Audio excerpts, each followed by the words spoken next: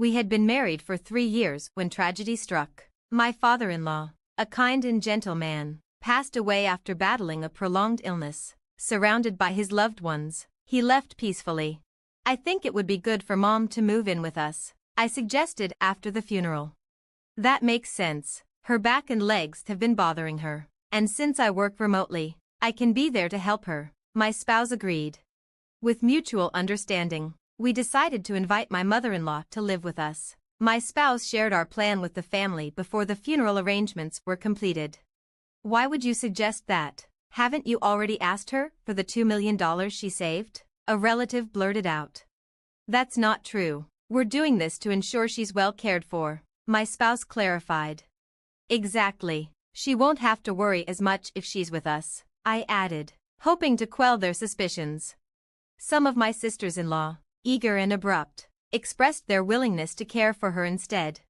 It's not about money, it's about her comfort and choice, I replied firmly. She has the final say, and I respect that. Later, my mother-in-law quietly addressed the matter. Thank you for the offer, but your child is still young. I think it's best if I stay with my daughter for now. Surprised by the accusations and assumptions about money, I admitted, I've never even heard of these savings before. The atmosphere shifted as the relatives cast us in a bad light, insinuating we had ulterior motives. On the drive home, my spouse pondered aloud. Do you think Mom really wanted to live with us but felt pressured not to? I get that impression too, I agreed. We should visit her regularly to check on her, I suggested. Determined to ensure her well-being, I began stopping by her house whenever I could, doing small chores and bringing gifts. However, within a few months, it became clear something was off. One afternoon, while visiting during a work break, I encountered my sister-in-law. She inspected the cake I had brought before inviting me in. Hello, Amber. It's good to see you. My mother-in-law greeted me warmly. I brought you your favorite cake. Enjoy it later, I said with a smile. Thank you, dear, she replied. However, I couldn't help but notice she was wearing the same clothes as the previous day. Would it help if I took some laundry home to wash? It seems like you've been struggling with the housework, I offered gently. Her frail appearance worried me. I'm fine, Emma. Don't trouble yourself, she insisted, brushing off my concern.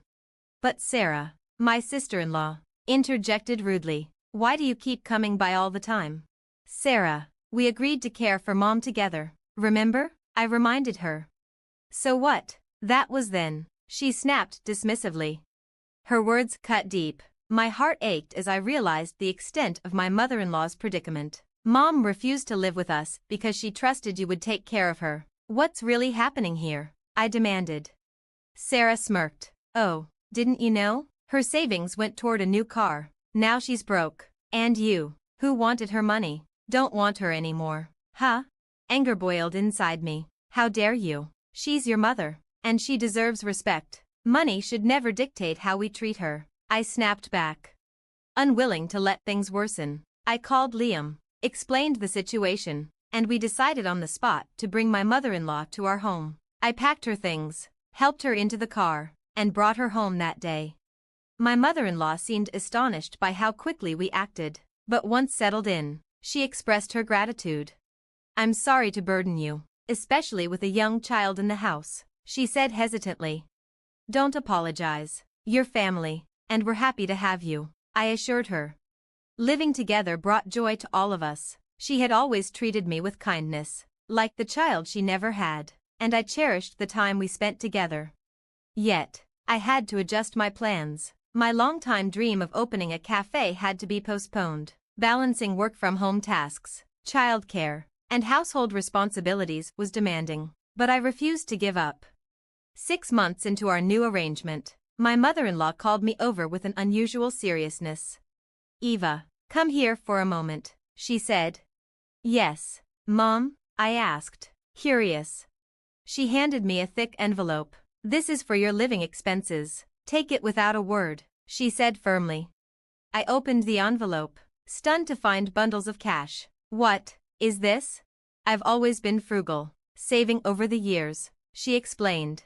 When I counted it, the total was $7,000. Tears filled my eyes as she smiled warmly. This unexpected gesture reaffirmed the bond we shared and reminded me that family is built on love and trust, not money. I can't accept this much, I said, attempting to return the envelope. But my mother-in-law gently stopped me. Don't refuse it. I had to test your intentions. My plan was to observe how you handled finances for a year, but I don't need to worry anymore. By providing additional funds for living expenses, I can help you maintain good financial habits. I don't want to place any more burdens on you. How does $2,000 a month sound? She proposed. I was utterly taken aback. $2,000? That's far more than necessary. Why would you offer so much? I asked, bewildered. She revealed that she had won a substantial lottery prize and later delved into studying investments. Those efforts had borne fruit. With $80,000 in savings and stock investments through her bank, she was financially secure. Her disclosure left me speechless. She went on to explain that my sister-in-law had schemed to gauge her financial standing by creating a fake $20,000 inheritance test. However, she and her husband squandered their share almost immediately. Even my father-in-law, before his passing, had been aware of their recklessness and had considered limiting their inheritance if they mishandled the money.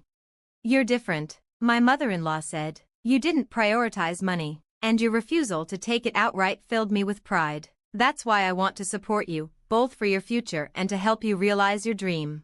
It seemed she had heard about my cafe ambitions from my husband. While her generosity moved me, I hesitated to accept such a significant gesture. After discussing it with my husband, we decided to save the money for emergencies. My mother-in-law fully supported our decision.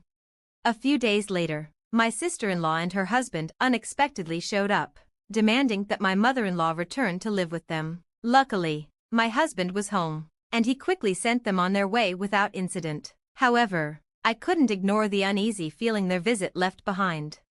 To avoid future disruptions, my mother-in-law suggested scheduling specific visitation days. When they returned on one of those days, my sister-in-law immediately barked, "Pack your things, you're coming home with us."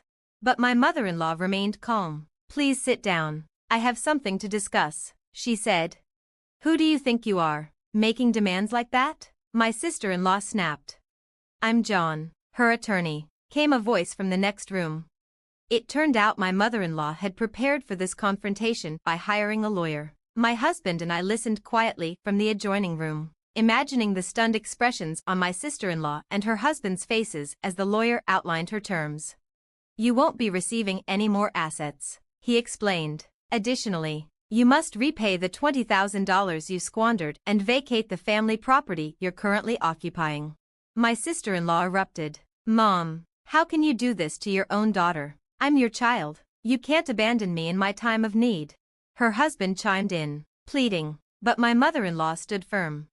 "Do you remember calling me a broke old woman? Saying you didn't need me anymore because I had no money? I gave you living expenses, yet you spent them frivolously on luxuries like a new car, and now you're drowning in debt. Moving in with me was just an excuse to avoid paying rent. This is your responsibility, not mine. As for the inheritance, you've proven you can't manage it, so you'll need to relinquish your claim. This is final," she declared. With no counter-arguments, my sister-in-law and her husband left, looking defeated. In time, they moved out of the family home, disappearing from our lives. When I asked my mother-in-law if she regretted her decision, she said resolutely, "As a parent, sometimes the hardest but most necessary thing is to let your children face the consequences of their actions." Over the following months, the money my mother-in-law contributed allowed us to save significantly. "You should use it for yourselves," she encouraged. After careful thought, my husband and I decided to allocate the funds toward two dreams we'd put off: a long-awaited family trip and opening my cafe. With her unwavering support, we began working toward the cafe. It wasn't easy, balancing daily life, work, and renovations, but we persevered. My husband eventually quit his job to help source materials and speed up preparations.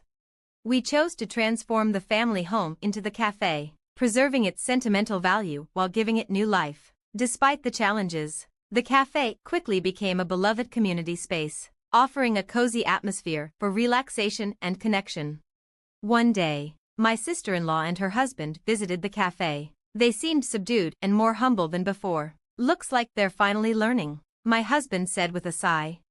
Watching the cafe thrive brought tears of joy to my mother-in-law's eyes. She even became more active in her rehabilitation, determined to regain her strength. Once she felt confident enough, she donned an apron and joined us behind the counter, her energy infectious. It felt as though my late father-in-law was smiling down on us from his photo on the wall, proud of the legacy we'd created together. Thank you for watching. Stay tuned for more stories. See you next time.